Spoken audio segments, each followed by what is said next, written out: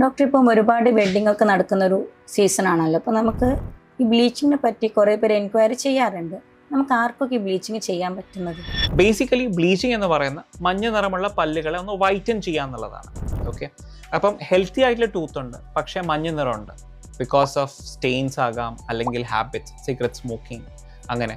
പിന്നെ അതുപോലെ ഇനാമലിൽ ക്രാക്സ് ഉണ്ടാകാം, അല്ലെങ്കിൽ പല്ല് നല്ല രീതിയിൽ നേരത്തെ മെയിൻറ്റെയിൻ ചെയ്യാത്തത് കൊണ്ട് മഞ്ഞ നിറം ഉണ്ടാകും. അവർക്കൊക്കെ നമുക്ക് ഈ ബ്ലീച്ചിങ് ഒരു നല്ലൊരു ഓപ്ഷനായി കാണാം. അത് കാരണം അവരെ സ്മൈൽ ഒന്ന് വൈറ്റൻ ചെയ്യാം. അങ്ങനെയാണ് ഡോക്ടർ, ഈ ബ്ലീച്ചിങ് എന്ന് പറയുന്നത് എല്ലാവർക്കും ചെയ്യാൻ പറ്റും, അല്ലെങ്കിൽ ആർക്കെങ്കിലും അവോയ്ഡ് ചെയ്യേണ്ടതുണ്ടോ?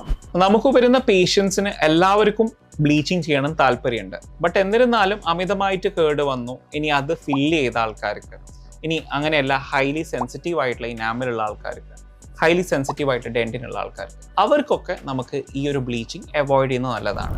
യൂഷ്വലി ബ്ലീച്ചിങ് ചെയ്തതിന് ശേഷം 1 to 2 days പേഷ്യൻറ്റിന് പുളിപ്പ് അനുഭവപ്പെടാറുണ്ട്, വിച്ച് ഇസ് നോർമൽ. അതിനെ നമുക്ക് മാനേജ് ചെയ്യാൻ ഒരു സെൻസിറ്റീവ് ടൂത്ത് പേസ്റ്റ് മതിയാവും. ഓക്കെ ഡോക്ടർ, അങ്ങനെയാണെങ്കിൽ നമ്മൾ ബ്ലീച്ചിങ് ചെയ്യുമ്പം എത്ര ടൈം വേണ്ടി വരും?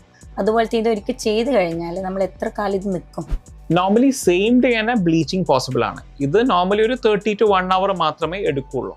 ഇനി നിലവിലുള്ള കളറിൽ അവർക്ക് ഒന്നും കൂടി വൈറ്റൻ ചെയ്യണമെന്നുണ്ടെങ്കിൽ ഒരു അഡീഷണൽ സൈക്കിളും കൂടി നമുക്ക് പോസിബിൾ ആണ്. അങ്ങനെ വേണമെങ്കിൽ ഒരു 2 സിറ്റിങ്സിൽ നമുക്ക് ആ ഡിസൈഡ് കളറിലേക്ക് മാച്ച് ചെയ്ത് കൊണ്ടുവരാൻ പറ്റും.